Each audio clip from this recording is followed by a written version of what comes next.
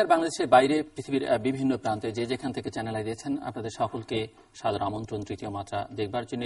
প্রিয় দর্শক, এক অসহনীয় অসহ্য দুঃসহ অবস্থার মধ্যে বাংলাদেশ। টানা অবরোধ চলছে, মাঝে মধ্যেই হরতাল হচ্ছে গোটা দেশ জুড়ে, জেলাভিত্তিক এবং বিভাগওয়ারি, এবং প্রাণহানির ঘটনা ঘটেছে অনেক। প্রায় অর্ধ শতাধিক মানুষ ইতিমধ্যেই জীবন দিয়েছেন। একইভাবে এই নাশকতা সহিংসতায় যেমন জীবন দিয়েছেন, অন্যদিকে আইনশৃঙ্খলা রক্ষাকারী বাহিনী এই আন্দোলন বা নাশকতা সন্ত্রাস দমন করতে গিয়েও তাদের হাতেও কথিত বন্দুকযুদ্ধে প্রাণ হারিয়েছেন অনেকে, এবং বহু মানুষ এখন মৃত্যুর সঙ্গে লড়াই করছেন বিভিন্ন হাসপাতালের বার্ন ইউনিটে, এবং তারা জীবন ফিরে পেলেও শেষ পর্যন্ত স্বাভাবিক জীবনে আর অনেকেই হয়তো ফিরে আসতে পারবেন না। 500-এরও অধিক গাড়ি পুড়েছে, রেল লাইন বিধ্বস্ত হয়েছে এবং রেলে আক্রমণ করা হয়েছে। আপনারা জানেন দেশের অর্থনীতি, শিক্ষা ব্যবস্থা সবটাই বিপর্যস্ত। কেন এই পরিস্থিতি থেকে উত্তরণের উপায় কি, সেটি আমরা কথা বলবার চেষ্টা করব। এবং এই দুঃসহ অবস্থার মধ্যে একটি ভালো খবর এসছে যে সৌদি আরবে, যেখানে সবচেয়ে বেশি বাংলাদেশিরা কর্মরত, বিশেষ করে আমাদের শ্রমিক ভাইরা কাজ করেন, সৌদি আরব দীর্ঘদিন ধরে বাংলাদেশ থেকে কোনো শ্রমিক নিচ্ছিল না, কিন্তু সৌদি সরকার সম্প্রতি সিদ্ধান্ত নিয়েছে যে বাংলাদেশ থেকে আবার তারা শ্রমিক বা বাংলাদেশের নাগরিকদের সেখানে কর্মসংস্থানের ব্যবস্থা করে দেবে। এই বিষয় নিয়ে আমরা আজকে কথা বলবার চেষ্টা করব। সেই সঙ্গে প্রবাসী বাংলাদেশিরা যারা দেশের থেকে অনেকে দূরে থাকেন, দেশের অর্থনীতিকে সচল রাখবার জন্য কাজ করেন, তারা দেশের এই বর্তমান অবস্থাকে কোন চোখে দেখছেন সেটিও বোঝার চেষ্টা করব। আর কথা বলবার জন্য আমার আজকের অতিথি, আমার বায়ে বসা আছেন লিডারশিপ স্টাডিজ ফাউন্ডেশনের chairman Sinha M S Sayeed, তার পরে রয়েছেন non resident Bangladeshis centre for non resident বাংলাদেশিজের চেয়ারম্যান এবং ব্যবসায়ী নেতা এম শেকিল চৌধুরী, আমার একেবারে ডানে বসা রয়েছেন সৌদি আরব প্রবাসী ব্যাংকার এবং গণমাধ্যম কর্মী এম ওয়াই আলাউদ্দিন, এবং তারপরে রয়েছেন আরেকজন জার্মান প্রবাসী বাংলাদেশি। দীর্ঘদিন যাবৎ তিনি জার্মানিতে আছেন, লেখালেখিও করেন এবং এবারের বইমেলায় তার বইও প্রকাশিত হচ্ছে, তারিক হক। স্বাগত আপনাদের চারজনকে স্টুডিওতে। প্রথমে সিনহা এম এস সাঈদ, আপনার কাছ থেকে শুনবো যে পরিস্থিতির মধ্য দিয়ে বাংলাদেশ যাচ্ছে, দেশের একজন নাগরিক, প্রত্যেকের কাছে এটি আমার সূচনা বক্তব্য শুনবার জন্য প্রশ্ন, যে বর্তমান পরিস্থিতিকে আপনি একজন নাগরিক হিসেবে কেমন দেখছেন? বাইরে যারা বসে আছেন তারা যেহেতু দেশে থাকেন, দেশে থেকে কি ফিল করছেন, ডানে যারা তারা বাইরে থাকেন, বাইরে থেকে কি ফিল করছেন? Sinha M S Sayeed. ধন্যবাদ আপনাকে। আসলে মূল ব্যাপারটি হচ্ছে বাংলাদেশে এই মুহূর্তে যা কিছু চলছে এটা কোনোভাবেই কাঙ্ক্ষিত না এবং কোনো নাগরিক এটা চায় না। তারপরও বাস্তব সত্য হচ্ছে এটা চলছে। কেন চলছে? মূল ঘটনার সূত্রপাত হয়েছে এটা রাজনীতি প্রক্রিয়া থেকে। সেটা ছিল 5ই জানুয়ারি 2014 সালে যে নির্বাচনটা হলো, সেই নির্বাচনটা অনেকের কাছে কাঙ্ক্ষিত ছিল না এবং এই বিতর্ক তখনও ছিল, এখনো আছে। এবার যখন 5ই জানুয়ারি আমাদের সামনে এসে আবার দ্বিতীয় উপস্থিত হলো, বিষয়টি তখন অন্যভাবে ব্যাখ্যা পেয়ে গেল।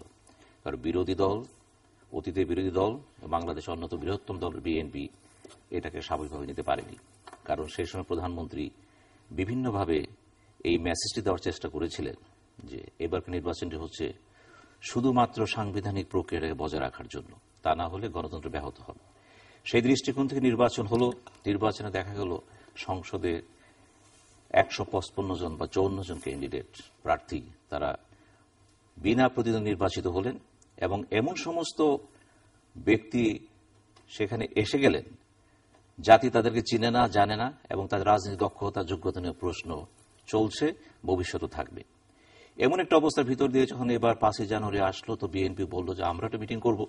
স্বভাবত কারণে তাদের সেই নাগরিক অধিকার ছিল, গণতান্ত্রিক অধিকার ছিল, কিন্তু বিশেষ কারণে ঠিক এই মুহূর্তে আমরা দেখলাম সাংঘর্ষিক রাজনীতির অন্যতম পরিণতি হচ্ছে বিএনপি এবং আওয়ামী লীগ কখনো একে অপরকে পছন্দ করে না, একে অপরের সাথে কথা বলে না এবং চেহারাও দেখতে রাজি নয় তারা।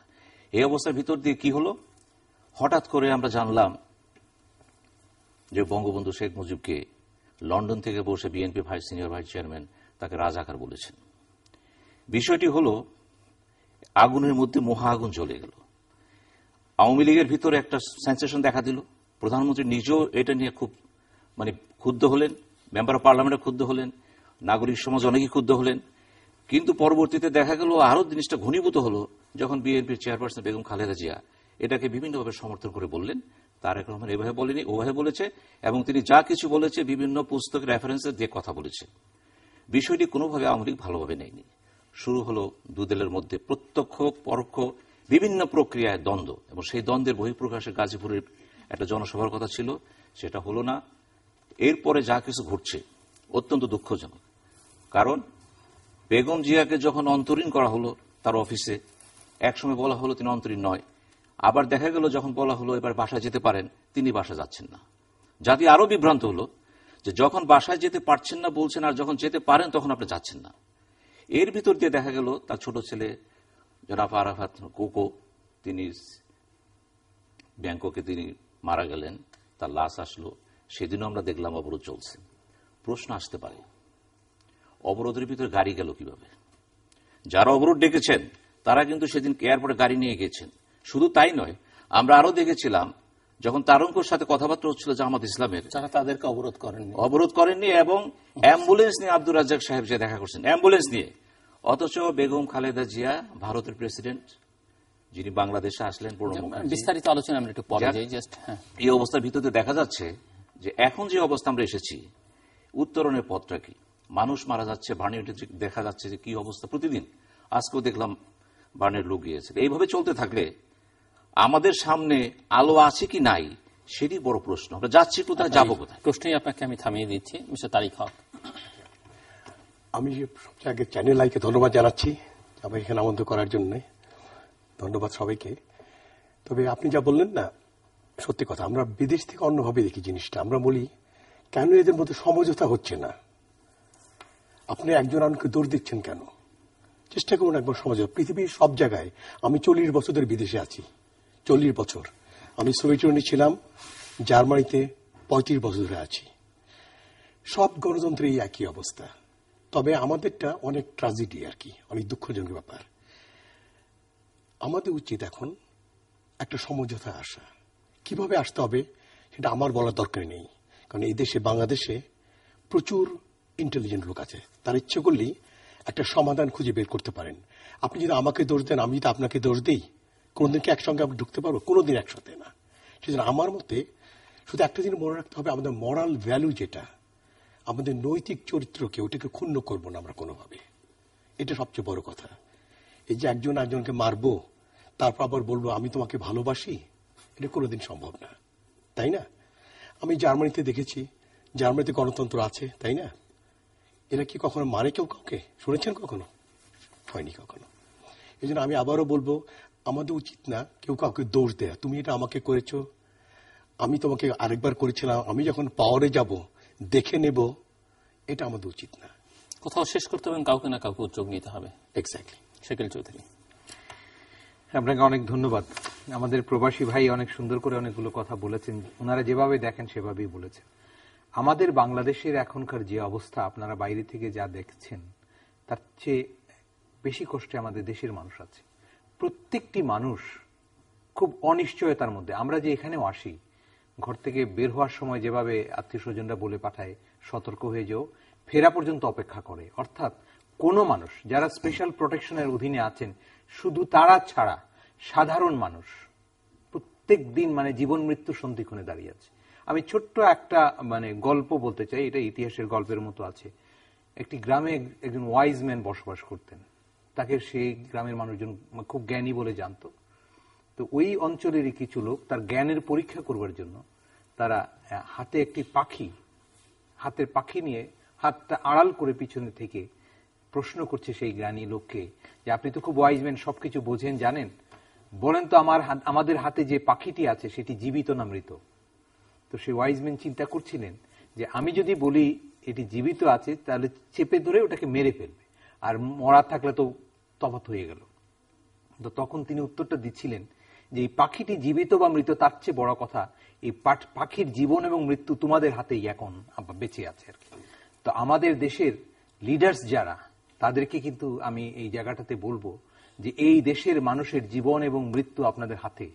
এখন এটাকে আপনারা মারবেন না রাখবেন? সেটা বার্ন ইউনিটে গিয়ে মরবে, নাকি গাড়ির নিচে চাপা পড়ে মরবে, নাকি পেট্রোল বোমা নিক্ষেপ করতে গিয়ে নিজে মারা যাবে, নাকি বোমা তৈরি করতে গিয়ে নিজে মারা যাবে? সেই অবস্থায় এখানে আমাদের একটা প্রুডেন্ট লিডারশিপ দরকার। সেই লিডারশিপ যেটার মধ্যে ট্যালেন্ট আছে। আমি বলি যে আমাদের দেশে পলিটিক্যাল ট্যালেন্টটার ইদানিং অভাব দেখা যাচ্ছে। যারা মেধাভিত্তিক রাজনীতিবিদ তারা পিছনে চলে যাচ্ছেন। সব রাজনৈতিক প্রতিষ্ঠানগুলোর মধ্যে যেন মেধার একটা খরা চলছে, অথবা যার মেধা আছে তিনি খুব বিপদগ্রস্ত। আপনাদের মনে আছে স্বৈরাচারী আমলে এদেশে একটা কথা প্রচলিত ছিল যে এক ভদ্রলোক তার ব্রেন কাজ করছিল না ঠিক মতো, তো উনি আমাদের জাতীয় অধ্যাপক পিজি হাসপাতালে তাকে বলেছিলেন যে আমার একটু ব্রেনটা একটু ঠিকঠাক করে দিবেন। এটা কৌতুকের মতো ঘটনা, ঠিকঠাক করে দিবেন প্রফেসর নুরুল ইসলাম সাহেবের কাছে দিয়ে, যে এটা আমার তো এটা ঠিক মতো কাজ করছে না। তো কিছু অনেকদিন উনি আসেন না, কিছুদিন পরে তার সাথে দেখা হলো বাজারে, কি ব্যাপার ব্রেন নিতে আসেন না? বলে স্যার আমার এখন আর ব্রেন লাগে না, কারণ আমি স্বৈরাচারী সরকারের সাথে যুক্ত হয়ে গেছি, এখন আমাকে হাত তুলতে বলে তুলি আর নামাতে বললে নামাই, সুতরাং এখন আর আমার ব্রেনের আপাতত দরকার নেই। তো আমাদের রাজনীতি যেন এই জায়গাটায় না যায়, কারণ আমরা আপনার এই অনুষ্ঠানে আপনার মনে আছে আমি 111 পরবর্তী সময়ে বলেছিলাম যে বাংলাদেশের একমাত্র লিডারশিপ এবং একমাত্র নৈতিক প্রতিষ্ঠান হবে রাজনৈতিক প্রতিষ্ঠান, যারা এই দেশটাকে চালাবে। তাদের হাতে এই পাখির জীবন যেভাবে আছে তাদের হাতে সেভাবে। আজকে এই যে স্পেশাল প্রোটেকশনের অধীনে যারা চলাফেরা করেন, যারা প্রতিদিন কথাবার্তা বলেন, যারা লিডারশিপ দিচ্ছেন, এই পক্ষে হোক আর অপক্ষে হোক, এদের কোনো ক্ষতি হয়নি। 50-এর উপর মানুষ মারা গেছে, প্রত্যেকটার জিনিস মারা গেছে, যিনি মারা গেছেন তার পরিবারে কি নিঃস্ব হয়েছে, কারণ এখানে আমাদের এই সোশ্যাল প্রোটেকশনের সিস্টেমটা নাই। আমাদের দেশে সেই রকমের ওয়েলথ স্টেটও নয় যেখানে যে প্রোটেকশনটা দেওয়া যাবে, সেটাও করা যাচ্ছে না। সুতরাং আমাদের লিডারদেরকে দেখতে হবে একটা জীবনও যেন ক্ষয়প্রাপ্ত না হয়, একটা পরিবারও যেন নিঃস্ব না হয়। তাৎক্ষণিকভাবে কিছু কিছু কাজ করা যায়। আপনাদের মনে আছে এর আগের এই যে নির্বাচনের সময় গীতা সেন নামে একজন মহিলা একটা কমেন্টস করেছিলেন। কালকে আমি টিভির পর্দায় আরেকজন মহিলার এরকম একটা কমেন্ট শুনেছি, উনি বোধহয় হিন্দিতে বলছেন আমি এই করেঙ্গা ওই করেঙ্গা, আসলে আমার জন্য কেউ কিছুই করেঙ্গা নেই। এই যে মানুষের পেরেশানির একমাত্র কারণ মানুষ খুব সহনশীল এবং মানুষ প্রতিবাদ করবার জন্য যে জায়গাটা তাদের যে ক্ষমতা আছে সেই ক্ষমতাটা সেভাবে নিতে চায় না, যেটা হচ্ছে সোশ্যাল এনার্কিতে যেতে পারে। আজকে কথাবার্তা শুনি যে আমরা প্রতিরোধ করব, জনগণ পক্ষে কাউন্টার করা, এগুলো কিন্তু সোশ্যালি এগুলো কন্ট্রোল করা খুব মুশকিল হয়ে যাবে। এই জায়গাটাকে না গিয়ে আইনের শাসনের মধ্যে দিয়ে যেতে হবে এবং লিডারশিপ যারা আছেন আমাদেরকে আমরা অনেক কথা শুনি যে আলোচনা করতে হবে, সমঝোতা আসতে হবে, কেউ দায়িত্ব নিতে হবে। আমি ব্যক্তিগতভাবে মনে করি কার দায়িত্ব কে নেবেন? যারা লিডারশিপ দিচ্ছেন, যারা রাজনীতি করছেন এবং যাদের লিডারশিপের মধ্য দিয়ে দল প্রতিষ্ঠানগুলো চলছে, তাদেরকে জ্ঞান দেওয়ার মতো কোনো জ্ঞান কিন্তু আমাদের মতো মানুষের নেই। উনাদেরকে খালি মনে করিয়ে দিতে হবে যে আপনার জ্ঞান অনুযায়ী আপনি একটা সিদ্ধান্ত নেন, যে সিদ্ধান্ত এই দেশ, এই 16 কোটি মানুষের দেশ, প্রায় 1 কোটি প্রবাসীর এই জন্মভূমি, এটাকে রক্ষা করতে পারবে। একজন প্রবাসী দেশে আসলে এই যে মাঝে মাঝে প্রায় আমরা ফোনটা পাই, এই এলাকায় এসেছিলাম, গতকালকে তাকে পুলিশ ধরে নিয়ে গেছে। কেন? নতুন এসছে, পুলিশ চিনে না বা জানে না, অথবা ইচ্ছা করেও নিয়ে যেতে পারে, এরকম ঘটনাও ঘটে। তখন উচ্চতর পুলিশের অধীনে যারা আছেন তাদেরকে যখন বলি তারা কিছুটা ভূমিকা রাখেন, আমি ধন্যবাদ দিই তার জন্য। কিন্তু লোকাল পুলিশ প্রবাসীদের উপরে কিন্তু খড়গহস্ত হয়, এই বেনামি কেসগুলোর মধ্যে তাদের নাম ঢুকে। এক ভদ্রলোক ব্রাসেলস থেকে আসছে এই ঢাকার কাছে একটা শহরে, 2 দিনের মধ্যে তাকে নিয়ে গেছে। যে এই যে কিছুটা নে না জেনে কিছু নে দ্রব্যগুণে, এই দ্রব্যগুণে নিলে কিন্তু প্রবাসীরা ক্ষতিগ্রস্ত হয়। সব মিলিয়েই আমরা কষ্টের মধ্যে আছি। আলাউদ্দিন, ধন্যবাদ চ্যানেল আইকে তৃতীয় মাত্রায় যে আমাদেরকে যে সৌদি আরব, মধ্যপ্রাচ্যে যে আমরা আছি, আমাদের এখানে জার্মান আছে, বাংলাদেশে আমাদের এনআরবি অ্যাসোসিয়েশনের যে আমাদের লিডার আছেন, চ্যানেলকে ধন্যবাদ জানাচ্ছি। আপনারা ইতিমধ্যে জেনেছেন যে আমাদের যে সৌদি আরবের যে বাজারটা ওপেন হয়েছে, এটা আমি যদিও এখানে আমার খুব ভালো লাগতেছে। এর জন্য আমি সেই বিষয়ে আমরা যাব। হ্যাঁ, আমি এখন যে কথাটা বলতেছিলাম যে একটু আমাদের শেখির সাহেব বলেছেন যিনি কখন পেট্রোল বোমা পড়বে, কখন গাড়িতে আগুন জ্বলবে, এমন একটা মৃত্যু আতঙ্কের মধ্যে আছেন। এটা কি উনি একাই আছেন? আমরা প্রবাসীরা কি ভালো আছি? আপনার স্বজনরা যেহেতু এখানে, আমরা যারা এখানে প্রবাসী আছে, আমরা যদি 1 কোটি প্রবাসী থাকে, আমার 1 কোটি প্রবাসীর যদি 5 জন করে থাকে, তার 5 কোটি প্রবাসী আমাদের স্বজনরা এখানে আছে। আমরা তো সেই আতঙ্কে আতঙ্কিত। আমার ফ্যামিলি হয়তো সৌদি আরবে থাকে, আমি রেখে চলে আসছি, আমাকে সে প্রতিনিয়ত ফোন করতেছে তুমি কিন্তু রাস্তায় যেও না। আপনারা জানেন যে এই যে স্যাটেলাইট টেলিভিশন চ্যানেল আইব, এই কারণে কিন্তু আপনারা কতটুকু বাংলা চ্যানেল দেখেন তা জানি না, কিন্তু আমরা কিন্তু প্রবাস থেকে বসে এই বাংলা চ্যানেলগুলি দেখি। আর চ্যানেলগুলি যখন গাড়ি পড়তেছে, পেট্রোল বোমা মারতেছে, মানুষগুলো নিচ্ছে, আমার পরিবার পরিজন কিন্তু সবাই কিন্তু আতঙ্কের মধ্যে এটা আছে। আমি ফ্যামিলিকে রেখে আসছি, কিন্তু আমার সে কিন্তু প্রতিনিয়ত আমাকে সে বিষয়টা খোঁজখবর নিচ্ছে যে আমি কি অবস্থায় আছি। এটাতে আমরা যারা, আমি না শুধু, আমার যারা আরো অন্যান্য প্রবাসীরা আছেন, অনেক প্রবাসী ফোন করে যে কি অবস্থা, আমার এক ফ্রেন্ড আজকে আসার কথা ছিল, সে ক্যান্সেল করে দিছে, আসে না। অনেক প্রবাসী ছুটিতে আসতেছে না। এই যে একটা অবস্থা, এই যে আতঙ্কের মধ্যে আমরা আছি, আমাদের পরিবার, আমাদের আত্মীয় স্বজনরা আছে, এদের এই দেশের রাজনীতিবিদরা দেশ চালাবে। দেখলাম, আমি পুরো নিউজটা ভালো করে দেখতে পারিনি, যে প্রবাসীরা মানে বিদেশিরা কেউ বাংলাদেশে আসতে চাইলে এখন 1 মাসের আগে স্বরাষ্ট্র মন্ত্রণালয়ের বোধহয় একটা ক্লিয়ারেন্স লাগবে। সেটি হচ্ছে বান্দরবনের বিশেষ জেলাগুলোতে যেতে হলে তাহলে ওই জেলা প্রশাসকের নজরে নিয়ে আসে। এই যে এই পরিস্থিতি থেকে একটা উত্তরণ হওয়া দরকার। আমাদের রাজনীতিবিদের যে শুভবুদ্ধিটা উদয় হয়, আমরা যারা এখানে প্রবাসে আছি, আমরা কষ্ট করতেছি, আমাদের সরকারের কিন্তু আমাদের বিনিয়োগ নাই, কিন্তু আমরা কিন্তু এই দেশকে দিচ্ছি। এবং আমাদের দাবি থাকবে, যদি এই যারা আজকে যারা পলিটিশিয়ান আছেন, যারা দেশ চালাচ্ছেন, যারা বিরোধী পক্ষ আছেন, একদিন কিন্তু এটা সমাধান করতেই হবে, আজ না হলে কাল কিন্তু হবে। কিন্তু এর আগে যে আমরা যে লোকগুলি মারা যাচ্ছে, এই ক্ষতিপূরণটা কে দিবে, দায়টা কে নিবে? মানে আপনি মোটামুটি নিশ্চিত যে সমাধান কিন্তু একদিন হতেই হবে, হবে এবং হতেই হবে, এবং সেটা হবে। একান্ত আমরা কিন্তু, কারণ আমার একটা কারণ আছে এখানে, কারণটা হলো যেমন আপনারা দেখেন মধ্যপ্রাচ্যে যে আরব বসন্তের কথা বলি, এখানে কিন্তু সেটা হওয়ার সম্ভাবনা খুব কম, কারণ ওখানে জাতিগত সমস্যা আছে, সুন্নি আছে, শিয়া আছে, ওয়াহাবি আছে, বিভিন্ন জাতি তাদের সমস্যা আছে। এই জাতটা কিন্তু বেশি ক্লেশ করে। আমরা কিন্তু আমাদের মধ্যে কিন্তু এটা কিন্তু নাই, হয়তো কিন্তু রাজনৈতিক দ্বন্দ্ব, আমি যেটাকে বলে বোমা মারতেছে, যেটাই বলতেছে, কেউ কাউকে দোষ দিচ্ছে, কেউ কাউকে জঙ্গি বলতেছে, আসলে এটা করে কিন্তু আমাদের ক্ষতি করতেছে। জঙ্গিটা এমন একটা পর্যায়ে নিয়ে যাচ্ছে, প্রচারটা যদি না, আমি সরকার বা এখানে যারা মিডিয়া বা সরকারকে অনুরোধ করব, যারা ক্ষমতায় আছেন, এই কথাটাকে যদি প্রচার না করে আপনারা অ্যাকশন নেন, তাদেরকে দমন করেন, যা ইচ্ছা তাই করেন, এতে করে কিন্তু আমরা কিন্তু ওখানে দেশ কিন্তু ক্ষতি হচ্ছে, বিনিয়োগ কিন্তু আসতেছে না। আপনি বলছেন যে প্রবাসীরা আতঙ্কিত, কিন্তু আরেকটা জিনিস আপনি একটু বলবেন, যে দেশে আপনি আছেন সেই দেশের যারা নাগরিক, যারা মানে আমি বলছি সৌদি লোকজন, তারা বাংলাদেশ সম্পর্কে কতটুকু কনসার্ন, কতটুকু জানে, বা বাংলাদেশের রাজনীতির চেহারা সম্পর্কে, মানে বাংলাদেশের ভাবমূর্তিটা, আমি ওই প্রসঙ্গে আসবো আপনার প্রসঙ্গে, সেটি আমাদের আলোচ্য বিষয় আজকে। বাংলাদেশের ভাবমূর্তি, মানে বাংলাদেশ সম্পর্কে তাদের ধারণা এটা কি? না, তাদের ধারণাটা একবার খারাপ বলা যাবে না, তারা কিন্তু ভালোই বলে, কিন্তু তারা আগে বলতো আমাদেরকে এক সময়, তাদের ধারণা ছিল আমরা গরিব মানুষ, মিসকিন একটা প্রবাদ ছিল।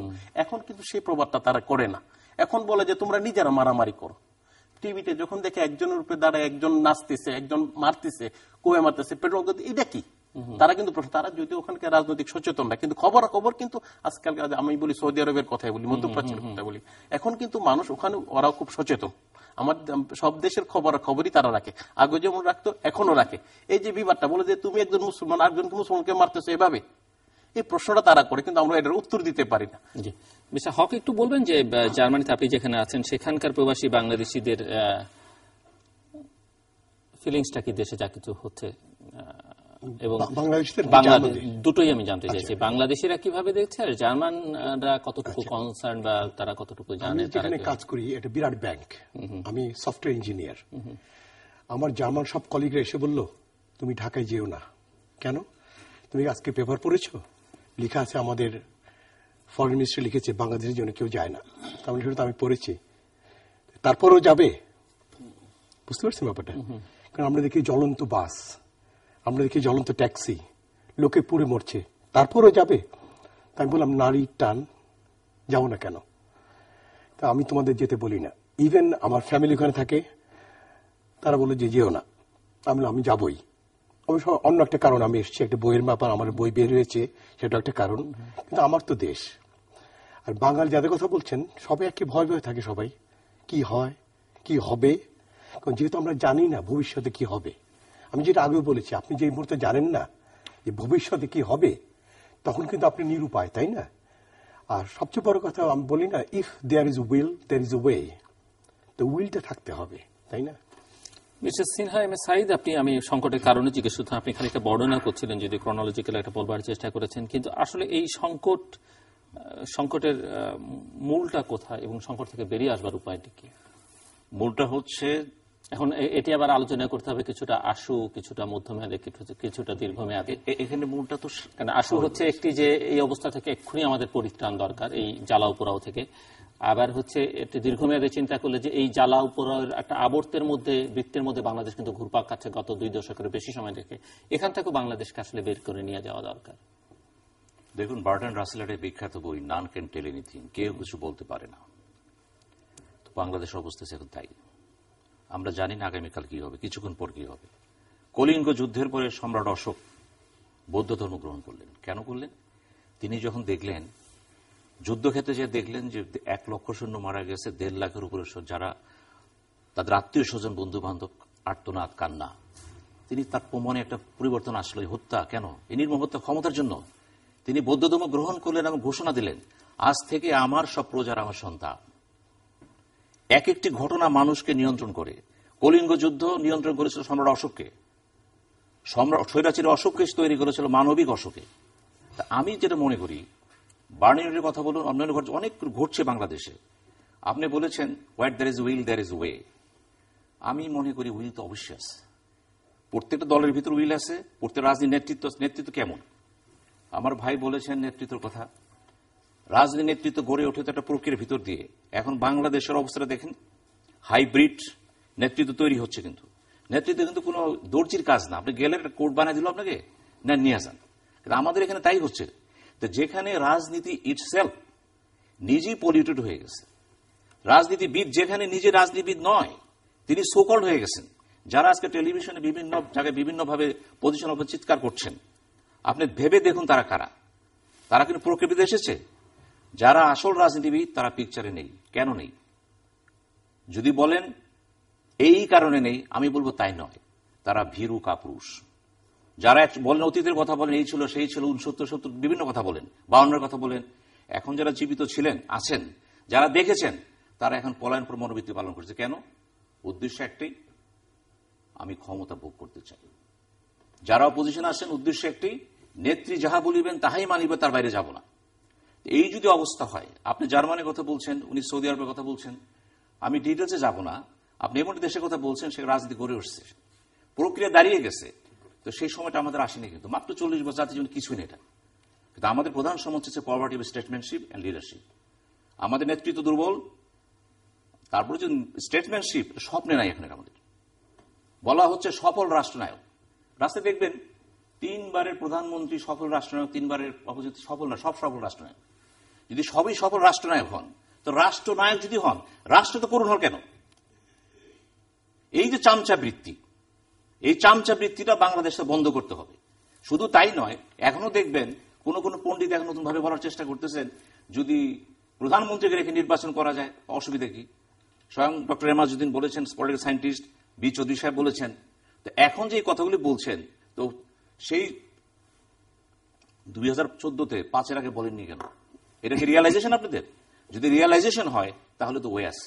কিন্তু আপনারা যে কথাটা বলছেন, আজকে দেখলাম পত্রিকায় ডক্টর এমাজউদ্দিন সাহেব চিঠি লিখেছেন বান কি মুনকে।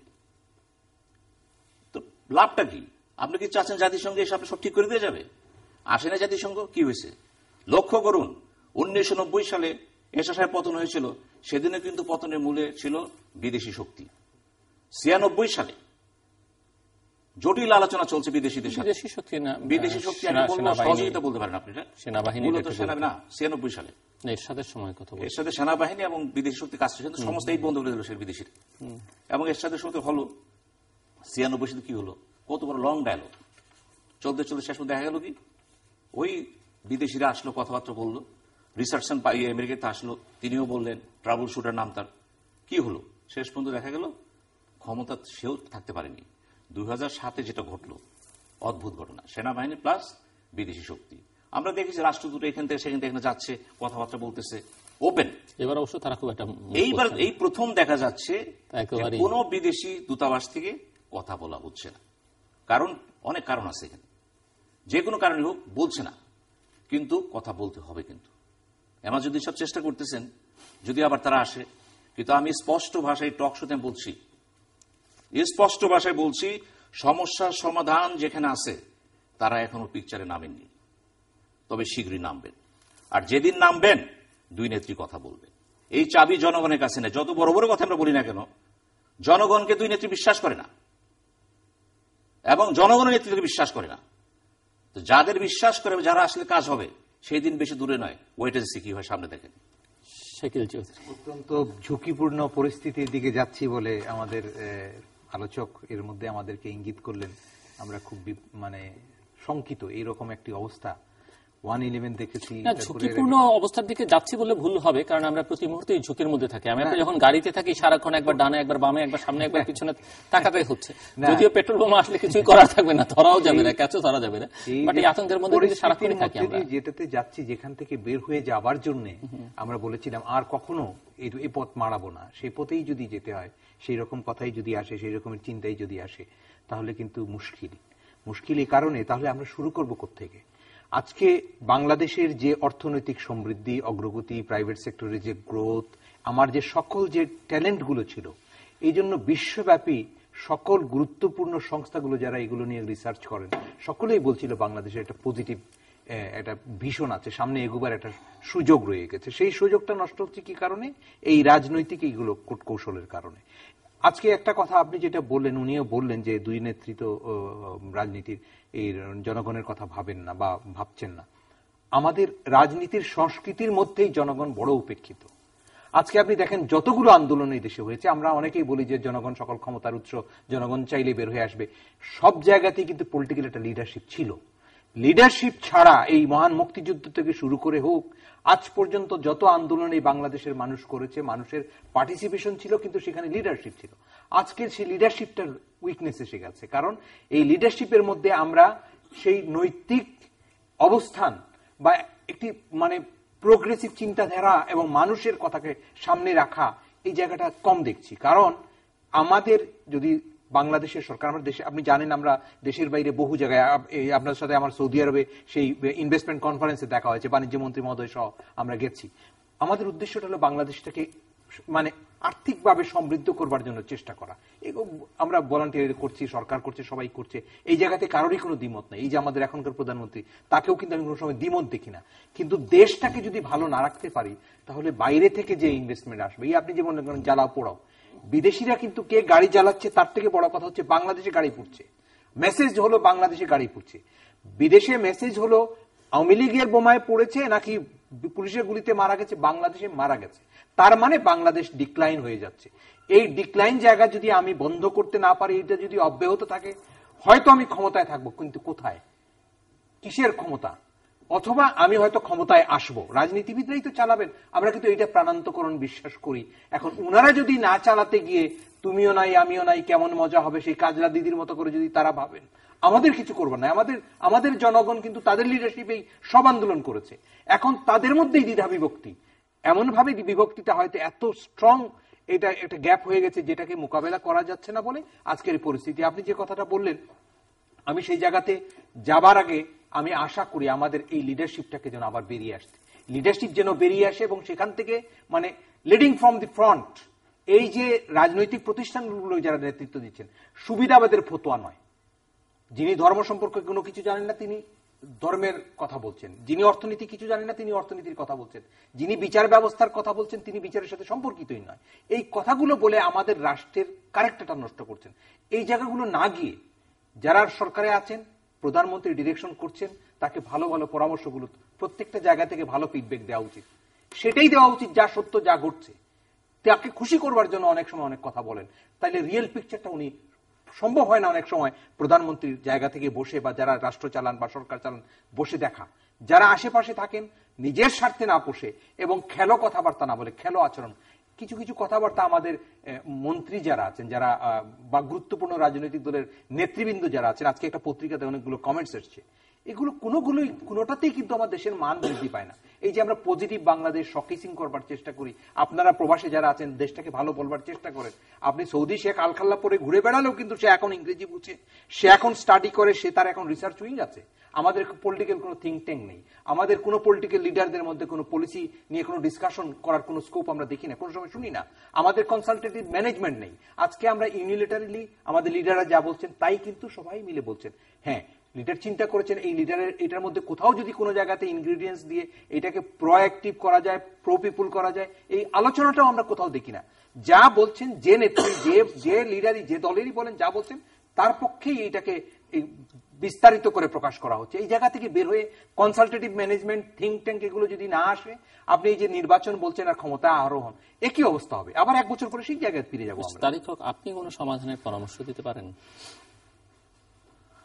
মানে যে ক্রাইসিসের মধ্যে দিয়ে বাংলাদেশ যাচ্ছে, আমরা তো দুজন আমার মতে দুজন নেত্রীর এখন একসাথে বসা উচিত, এছাড়া আমি কোনো উপায় দেখি না।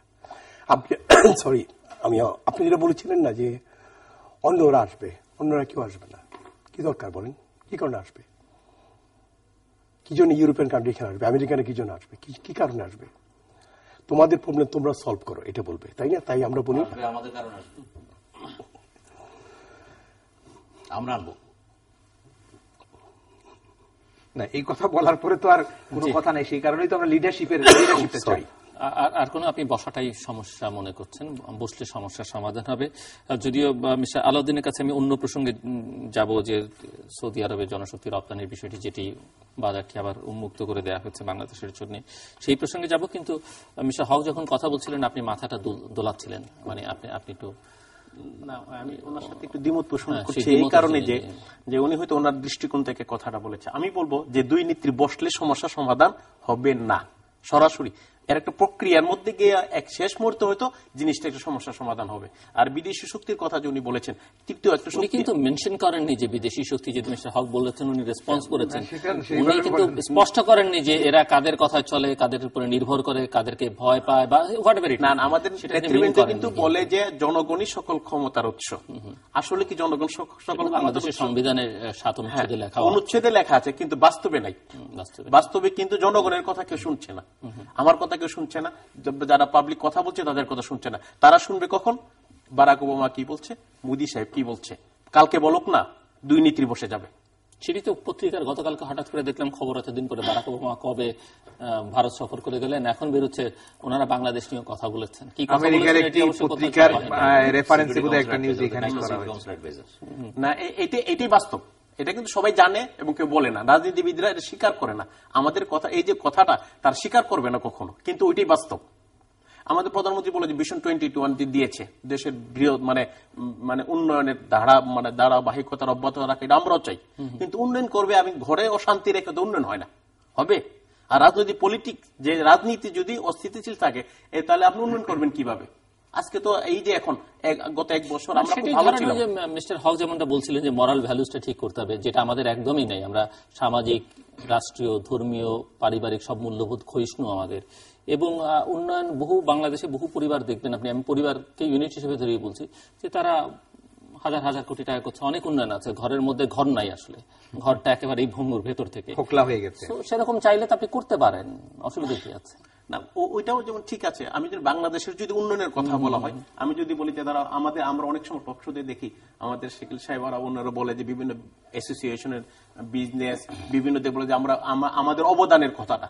আমি যদি বলি যে প্রবাসীদের অবদান ছাড়া বাংলাদেশের অর্থনীতি ঠিক থাকবে না। গার্মেন্টস সেক্টর বলেন, আপনি বলেন তারা কত আর্ন করতেছে, তারা কত দিচ্ছে, এটা হিসাব একটু বের করেন। আর আমরা প্রবাসীরা কিন্তু দিয়ে যাচ্ছি, বিশেষ করে মধ্যপ্রাচ্য প্রবাসীরা কিন্তু দিয়েই যাচ্ছে। আমি গত যে আপনি জানেন যে বিশ্বময় যে অর্থনীতি মন্দাতে, যে সময় কিন্তু বিশ্বের যেখানে আমেরিকা, ইউরোপ, বিভিন্ন কান্ট্রি, আপনি আমার সাথে স্বীকার করবেন যে ইউরোপের অনেক দেশের অর্থনীতি তাদের বিভিন্ন যাদের যে উন্নয়ন বলেন, বিভিন্ন সুযোগ সুবিধা নাগরিকদের কিন্তু বন্ধ করে দিয়েছে।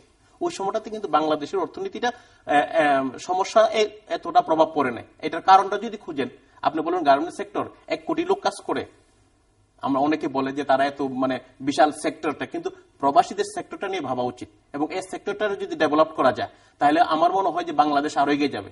আমরা একটা উদাহরণ দেব। আমি আমার এলাকাতে আমি আবার একটু অবজার্ভ করেছি, দেখলাম যে অনেক নতুন নতুন বিল্ডিং, এই বিল্ডিং গুলি কার দেখলাম, যদি এর মধ্যে 99% বিল্ডিং হলো প্রবাসীদের। যদি টিনের ঘর থেকে যদি চেঞ্জ হয়ে থাকে সেটা প্রবাসীদের।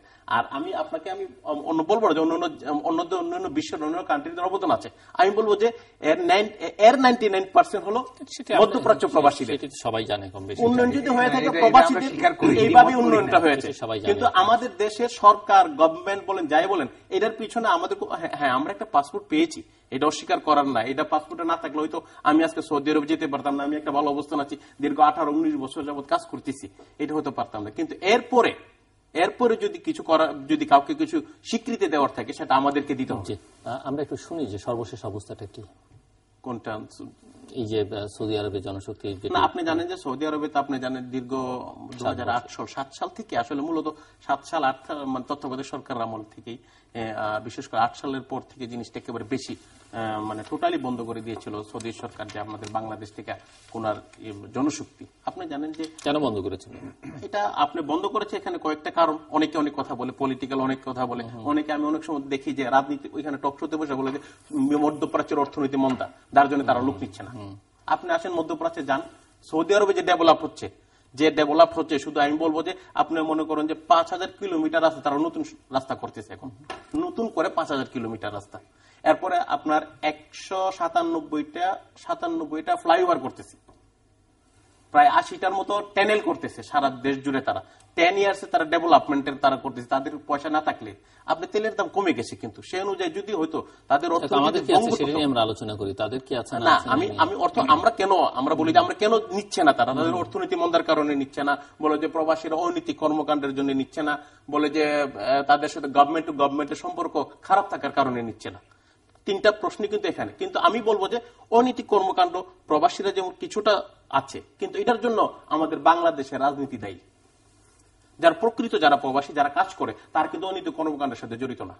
আপনি দেখবেন যে 2006 সালের পরে যখন তত্ত্বাবধায়ক সরকার আমলে কিন্তু অনেক গেছে, কেসে হোক মামলায় হোক যে কোনো কারণ। এখনো ওখানে অনেক দেখি যে টিম আছে, এখন আমি নাম বলবো না, বললে হয়তো অনেকে খুশি মনে হবে যে অনেক টিম আছে, তারা ছেলেরা এক কালারের জামা পরে চলে।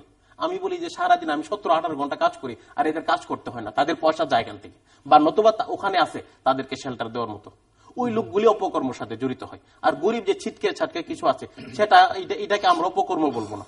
আর সবচেয়ে বড় যে সমস্যাটা, এটা আমাদের রাষ্ট্রীয় কিছু সমস্যা আছে, সেটা হলো যে আপনার সরকার, আমাদের গভর্নমেন্ট, এখানে তাদের পলিসির মধ্যে কিছু সমস্যা আছে। জনশক্তি, আমি জানি শেখিল সাহেব আমার সাথে এটা একমত হবেন কিনা, যে জনশক্তি রপ্তানির যে একটা দীর্ঘমেয়াদী যে একটা পরিকল্পনা থাকা, যে আমি তাদের কাছে যাব, তাদের কাছ থেকে আদায় করব, আর্ন করব, এই ধরনের চিন্তা আপনার কিন্তু আমাদের গভর্নমেন্টের আছে কিনা, এটা আমার সেটা প্রশ্ন। সেটা কারণ হলো যে আপনি দেখেন যে বিগত দিনে যে আমাদের শ্রমবাজারটা মধ্যপ্রাচ্যে, আপনি জানেন মধ্যপ্রাচ্যের গুরু দেশ হলো সৌদি আরব। সৌদি আরবের কিন্তু অনেকগুলি কান্ট্রি ফলো করে মধ্যপ্রাচ্যেরই, কিন্তু তারাও কিন্তু তাদের নিজস্ব কিন্তু ফলো করে সৌদি আরবকে। তার মানে কি, ওকে আমাকে এটা আমার প্রয়োজন। একটা দেশ যদি মনে করেন যে বর্তমানে রেমিটেন্স 36% শুধু সৌদি আরব দেয়, তাহলে আপনি কি ওখানে বসে থাকবেন? আপনি ওইটাকে ভাববেন।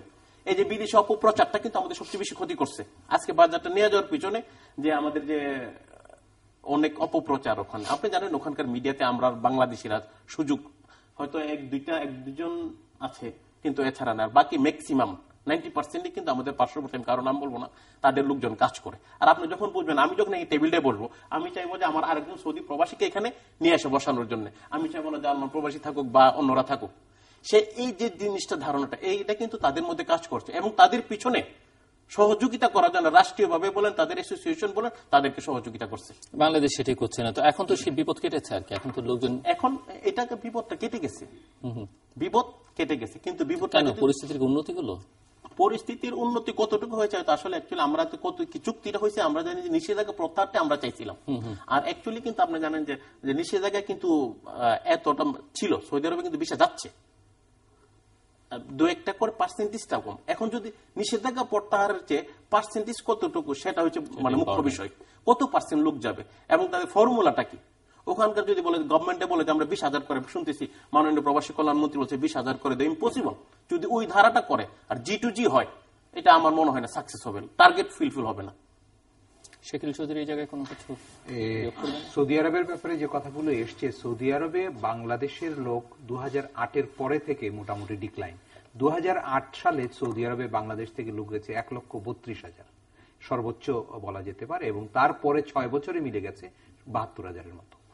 আমরা সৌদি আরবে এখন বাংলাদেশিরা এই পর্যন্ত সৌদি আরবে কাজের উদ্দেশ্যে গেছে 26,40,000 মানুষ, যেটি টোটাল প্রবাসীর যে সংখ্যা বিশ্বব্যাপী যে 91 লক্ষ আছে তার 28 ভাগ।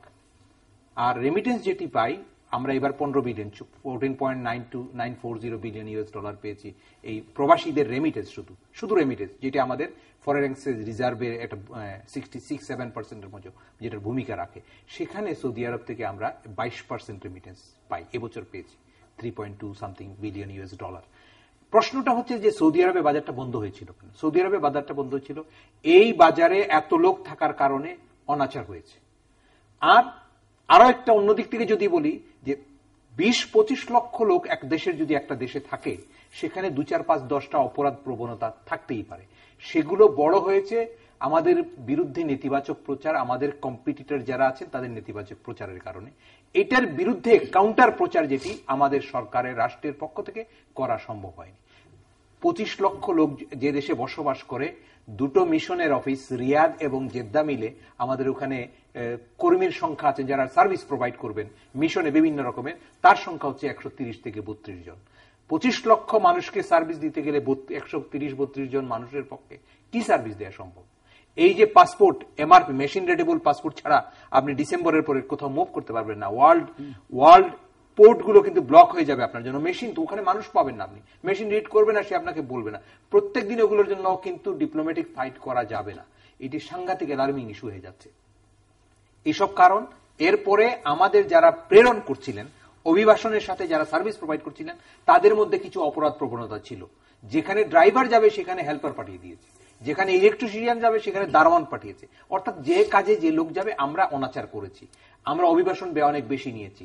এর জন্য দায়ী আমরা, আমাদের লোকজন দায়ী। এই দায়টাকে আমি খুব বড় করে দেখতে চাই না, এই কারণে এত বেশি লোকের মধ্যে প্রবণতাগুলো তৈরি হয়েছিল। এই ধাক্কা যাওয়ার পরে সরকার যেটি বলেছেন যে, বা মন্ত্রী যে বক্তব্য এসছে 15 থেকে 20 হাজারের মধ্যে যাবে, এটি সম্ভব তখনই যদি সবটাকে আমি স্বচ্ছ জায়গায় রাখতে পারি। আমাদের বাংলাদেশে অনেক হিডেন কস্ট আছে। আমাদের এই লোক প্রেরণ প্রসেসের সাথে মন্ত্রণালয়, বিএমইটি, পুলিশ বিভাগ, পাসপোর্ট অধিদপ্তর এবং আইন শৃঙ্খলা, ইমিগ্রেশন, এয়ারপোর্ট, বিমান সংস্থাগুলো, এগুলো প্রত্যেকে জড়িত। এই প্রত্যেকের যদি হেডেন কোন রকমের কষ্টের ব্যাপারে যদি সতর্ক থাকেন, মাননীয় মন্ত্রীর বক্তব্যে শুনছি উনি সতর্ক থাকবেন বা কড়া বক্তব্য দিচ্ছেন, এগুলো যদি ঠিক রাখা যায়।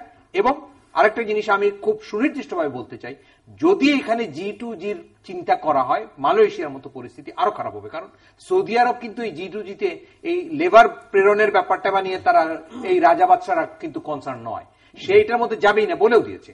আমাদেরকে বরং ওটা ট্রান্সপারেন্ট করবার জন্য সরকারের পক্ষ থেকে এইখানে প্রাইভেট সেক্টরকে রেগুলেট করে সাথে রেখে এবং ডিসিপ্লিনের মধ্যে দিয়ে যদি আমি করতে পারি, কয়েক লক্ষ শ্রমিক এই সাম্প্রতিক বাংলাদেশের এই 2-4 বছরের মধ্যে সবচেয়ে ভালো সুখবর হচ্ছে বাংলাদেশের জন্য যে সৌদি আরবের শ্রমবাজার খুলেছে, যেখানে আমি 10,000 লোকের চাকরি দিতে পারছি না, 1000 ব্যাংকের লোক নিবে, 44,000 লোক অ্যাপ্লিকেশন করে চাকরির জন্য। সেখানে যদি লক্ষ লক্ষ লোকের চাকরির সুযোগ থাকে, সেটাকে আমাকে চোখের মণির মতো রক্ষা করতে। ধন্যবাদ মিস্টার চৌধুরী। মিস্টার তারিক হক, ইউরোপের বাজারে বাংলাদেশিদের কোন সম্ভাবনা আছে? আর মানে এরকম সম্ভাবনা আপনি দেখেন? সরি, ইউরোপের বাজারে, জার্মানির বাজারে, জার্মানির বাজারে যদি আপনি পুরো ইউরোপ জুড়ে বলতে পারেন, শুধু জার্মানি বলতে চাইলে? আমি জার্মানিটা বেশি জানি, যেহেতু আমি অনেক বছর ধরে আছি। যদি ওইখানে আনস্কিল ওয়ার্কার আছে, তবে স্কিল ওয়ার্কারদের বেশ চান্স আছে যদি তারা চায়। আমি জানি বাংলাদেশের ছেলেরা আইটিতে খুব ভালো, তাই না? আমি নিজে আইটি ব্রাঞ্চে, ইচ্ছে করলে আমরা জার্মানদের একই পর্যায়ে চলে আসতে পারি। আমি তো পেরেছি, আপনারা পারবেন না কেন? সেটাই আমার প্রশ্ন। মিস্টার এম.ওয়াই আলাউদ্দিন, আর কিছু বলবেন, যোগ করবেন? আমি শেষ প্রান্তে না, এখানে বলবো যে এখানে আমাদের যে মানে শেষ প্রান্তে তো আপনি বলেছেন, আমার অনেক কথা ছিল, অনেকগুলি পয়েন্ট নিয়ে কিন্তু আমি আপনাকে 2 মিনিট সময় দিচ্ছি। 2 মিনিটের কথা বলবো যে প্রায়োরিটি বেসিসে আমাদের জন্য গভর্নমেন্ট কি করছে। আমি একটা কথা বলবো যে প্রায়োরিটির কথা বলছেন, আমাদের জন্য বলেন। আপনারা তো অনেকদিন টক শো করছেন দেশের রাজনীতি, পলিটিক্স নিয়ে। প্রবাসীদেরকে আমার মনে হয় যে প্রবাসীদের বিষয়গুলি আপনাদের মাধ্যমে উঠে আসতে পারে। শাকিল সাহেব তো কাজ করেছেন, কিন্তু গণমাধ্যমটাও এটার জন্য কাজ করা উচিত। যে প্রবাসীদের অনেক আলোচনা করেছে, শাকিল চৌধুরী করেছেন, সম্ভবত আপনি এখানে করে গেছেন। আমি করে গেছি, আরো করা। আমি আপনার কাছে সেই অনুরোধটা করছি যে আপনি বলেন যে আমি একবার মাননীয় প্রধানমন্ত্রী গিয়েছিলেন, আমরা এখন যখন মত বিনিময়ে বলেছিলাম যে বলে আপনার বিনিয়োগের কথা বলছে, পদ্মা সেতুর কথা বলছে, আমরা বলেছিলাম যে আপনার বিনিয়োগের কথা বলছেন, প্রবাসীদের বিনিয়োগে নিচ্ছেন না কেন? লাভজনক বিনিয়োগে প্রবাসীদের তো এখানে সৌদি আরবে আসার পরে কিন্তু প্রবাসীর যে সমস্যায় পড়ে, মনে করেন যে এটাকে তো উত্তরণ করতে হবে, কন্টিনিউ করতে হবে। আর একবার যদি সে বিদেশ থেকে আসার পরে সে এখানে যদি এস্টাবলিশ না হয়, তাহলে আবার সে বিদেশ যাওয়ার চিন্তা ভাবনা করতে হয়। এটাকে যদি এই প্রবণতাকে রোধ করা গেলে, যদি তাদেরকে যদি মানে বিনিয়োগ খাতে, আপনি দেখেন আমি 1 কোটি টাকা দিয়ে একটা আমার গ্রামে আমি বাড়ি করেছি। কারণটা কি? আমার কাছে এরকম কোন অফার নাই, এবং কোন যে বিশ্বাসযোগ্য অফারটা আমরা গভর্নমেন্টকে সেটা বিশ্বাস করতে পারি, তারা আমাদেরকে যদি এরকম যদি বিনিয়োগের ক্ষেত্রে আমাদের যদি একটা এই বিভিন্ন দেশের কুরিয়ারি ভিজিট আছে, প্রবাসীদের ভিজিট করেন, দেখেন কত বিনিয়োগ আসে এখানে। প্রবাসীরা করবে এটা, যেখানে প্রবাসীরা ইন্ডাস্ট্রি করতে পারবে, তাদেরকে সাপোর্ট দেন। আপনি বলেন যে পদ্মা সেতুর কথা, আমি বলেছিলাম যে 5 লক্ষ প্রবাসী আমি দেব সৌদি আরব থেকে, যে আপনাকে 25 লাখ করে দিবে। 1 লক্ষ দেব, যে দিব আপনি 5 মিলিয়ন করে দিবে, মানে মানে এরকম করে 50,000 দেব, যে আপনাকে 100 মিলিয়ন করে দিবে। প্রবাসী সৌদি আরবে আছে। সৌদি আরবে প্রবাসী করে কিন্তু বাংলাদেশের এমপি নির্বাচিত হয়েছে। অনেক বড় বড় ব্যবসা, সে হয়তো লেবার বিষয়ে গেছে, যে কোনো প্রবারে, কিন্তু আমরাই কিন্তু ওখানে ডেভেলপটার কাজটা, সৌদি যেমন ডেভেলপ হচ্ছে, আমরা তাদের সাথে মিলে কিন্তু ওখানকার বিশাল বিজনেসের সাথে কিন্তু বাংলাদেশিরা জড়িত। এবং এই যে তারা ওখান থেকে যদি টাকা, যে গভর্নমেন্টের উদ্যোগ নিলে আমার মনে হয়, এই যে আপনার মেট্রো ট্রেন বলেন যে ফ্লাইওভার বলেন, আপনি বলেন যে পদ্মা সেতু বলেন, বাংলাদেশের ডেভেলপ আপনি বলেন না, তাদেরকে ইনক্লুড করেন সারা দুনিয়া থেকে প্রবাসীদেরকে, দেখেন বাংলাদেশের ডেভেলপ কোথায় যায়। কিন্তু এটা নিবে না তো, ওখানে কমিশন টমিশনের ব্যাপার। আমরা অনেক আগে বহুবার আলোচনা করেছি, শুধু সৌদি আরব প্রবাসী না, পুরো পৃথিবী জুড়ে যে বাংলাদেশিরা আছে তাদেরকে কিভাবে এক জায়গায় আনা যায়, তাদের সঙ্গে কিভাবে তাদেরকে সহযোগিতা, এবং তারা কিভাবে বাংলাদেশকে সহযোগিতা করতে পারে, যে যেই স্তরে আছে সে নিয়ে অনেক আলোচনা হয়েছে। সিনহা আহমেদ সাঈদ, শেষ প্রান্তে এই বিষয়ে এতক্ষণ যেটি আলোচনা করলাম সেটি এবং সামগ্রিক রাজনৈতিক পরিস্থিতি নিয়ে আপনার কনক্লুডিং রিমার্ক। আমি ওই বিষয়টা বেশি যাব না, কারণ তিনজন যে আলোচনাটা করেছেন, তবে আমি একটি কথা জোর দিয়ে বলতে চাই, বিশেষ করে আপনি যেটা বললেন, আপনাদের গ্রামে 99% হচ্ছে প্রবাসী। না, সেটি বলেনি, উনি বলেছেন যারাই বিল্ডিং করেছে তাদের 99% যারা বিল্ডিং করেছেন। এটা হয়তো আপনি একটা সেগমেন্টের উদাহরণ দিচ্ছেন, বিষয়টি সার্বিক নয়। প্রবাসীদের কাছে আমরা কৃতজ্ঞ, তারা প্রবাসে থাকে, রেমিটেন্স পাঠাচ্ছে, কিন্তু তাদের কখন উচিত হবে না দেশে যারা থাকে তাদেরকে হওয়া প্রতিপন্ন করা। নট ইন্ডাস্ট্রি কিন্তু করতেছে, দেশে যারা থাকে তারই থাক করতেছে। ইন্ডাস্ট্রি যে দেশে না হবে সে দেশ উন্নয়ন হবে না, কিন্তু শিল্প বিপ্লব এখানে হতে হবে। কৃষি বিপ্লব, শিল্প বিপ্লব হলে উন্নতি সেখানে হবে। সুতরাং ব্যাংকের টাকা নিচ্ছেন আপনারা, ব্যাংকের টাকা আমি আমাদের টাকা নিয়ে ইন্ডাস্ট্রি আমি সেটা ভাগাভাগি না, 10 টাকা আপনারা বিনিয়োগ করেন, সবাই বাংলাদেশী, সেটা তো না, সেটা কিন্তু অন্য, আমরা কিন্তু নেই নাই, আমাদের তো ইনভেস্ট করেন না। দেখেন কেউ কাউকে ছোট করার জন্য কথা বলি, আমি বলছি আপনাকে শুনেন, সেটা আমাদের অবদানের কথা। না, এটা অস্বীকার যতক্ষণ করবেন ততক্ষণ পর্যন্ত না, অবদান তো অস্বীকার নাকি, কিন্তু অবদান করার অর্থ এই না যে দেশে যারা শিল্প করতেছে, যারা ইন্ডাস্ট্রি করতেছে, বিভিন্ন অ্যাগ্রো বেস্ট ইন্ডাস্ট্রি করতেছে, এই বেস্ট ইন্ডাস্ট্রি, তাদের অবদানটা থাকতে হবে। কিন্তু এখানে প্রশ্ন হচ্ছে মিউচুয়াল। আপনারা যেটা করতেছেন বাইরের থেকে আমরা কৃতজ্ঞ, আমরা যেটা করতেছি আপনারা কৃতজ্ঞ, টুগেদারলি আমাদের আঘাত হবে এখানে, টুগেদার। এখন প্রশ্ন হচ্ছে মধ্যপ্রাচ্যের ব্যাপারে যে কথাগুলো ভাই বললেন, আপনারা বললেন, আমি কিন্তু আপনাদের কথার মধ্যে অধিকাংশ সময় দেখতেছি সরকারের নীতিমালার বেশি আলোচনা হয়েছে, কিন্তু মধ্যপ্রাচ্যে কিছু সরকারি নীতিমালার জন্য সৌদি আরব বন্ধ করে দিয়েছিল। কুয়েত 2006 সালে কুয়েত বন্ধ করেছিল, 2012 সালে আমি নীতিমালা 3টা পয়েন্টের কথা আমি বলেছি, শুনেছি, সরকারি নীতিমালা তিনটাই আমি বলি 2012 সালে বন্ধ করেছিল আরব আমিরাত। বিভিন্ন জায়গায় অনেকগুলো প্রজেক্ট কাজ করছে, যেমন মনে করেন এখন যদি প্রাইভেট সেক্টর চালু করা হয়, দরকার অবশ্যই, কিন্তু লক্ষ্য রাখতে হবে ভিসা ট্রেডিং কি পরিমাণ হচ্ছে। ভিসা ট্রেডিং মারাত্মক জিনিস কিন্তু এটা, এবং এটার জন্যই কিন্তু একটা লোককে 5, 7, 8 লাখ দিতে হচ্ছে। কেন এখনো যদি বলে 20,000 টাকা যেটা বলা হচ্ছে, এটা কোনো কথাই না, কারণ hidden cost, under the table যে কস্টটা আছে সেটা আমি জানি। অনেকে তো যাচ্ছেন আমাদের পরিচিত, তারা তো 1 লাখের নিচে পারছেন না। তাহলে মন্ত্রী যে কথাটা বললেন, তো মন্ত্রী কথা তো গলদ রয়ে গেছে, মন্ত্রী কথা বলতে হবে বাস্তব ভিত্তিতে।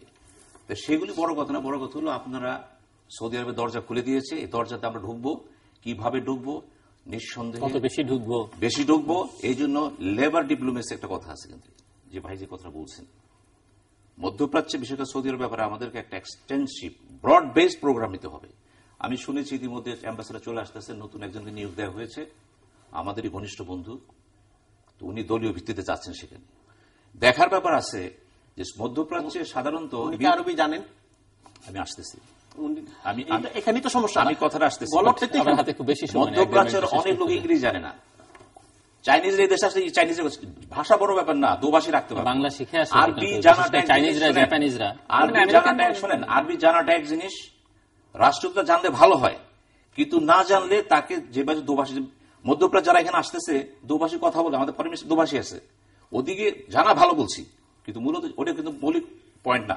পয়েন্ট হচ্ছে আপনি কতটুকু অ্যাক্টিভ, আপনি কতটুকু ন্যাশনাল গোলটাকে আগায় নিতে পারবেন, কতটুকু ডোর টু ডোর ঘুরতে পারবেন। এখন যদি অ্যাম্বাসেডার সাহেব যে বা অফিসাররা যে বসে থাকেন এবং আপনারা খোঁচায় খোঁচায় বলবেন আসেন, আসতেছি, যাব, এটা হচ্ছে নেগেটিভ। আমাদের ডিপ্লোমেসি, ইকোনমিক ডিপ্লোমেসি এবং লেবার ডিপ্লোমেসি টোটালি ফেলুর করছে এখানেই। তো মধ্যপ্রাচ্য জেগেছে। আমরা চাই বর্তমান সরকারের রিকোয়েস্ট, যদি মনে করেন এটা আপনাদের কৃতিত্ব কিছুটা আছে, সেই কৃতিত্ব ঝুলিকে বড় করার জন্য এমন কিছু লোক সেখানে নিয়োগ করেন যারা আপনাদের সাথে মিশে সত্যিকার অর্থে এই সম্ভাবনাকে একটা পর্যায়ে নিয়ে যেতে পারবে। শেষ করতে হবে। আমি এই জায়গাটাতে সময় নেই আমার। হ্যাঁ, গালফ কোঅপারেশন কাউন্সিলের লিডার হচ্ছে সৌদি আরব। সুতরাং এই পুরো 6টা দেশেই যদি আমাদের দরজাগুলো রাখতে হবে, খোলা রাখতে হবে, আমাকে কিন্তু এখন সেল করতে হবে। নিষেধাজ্ঞাটা উঠেছে তার মানে এই নয় আপনাকে যেতে বলেছেন।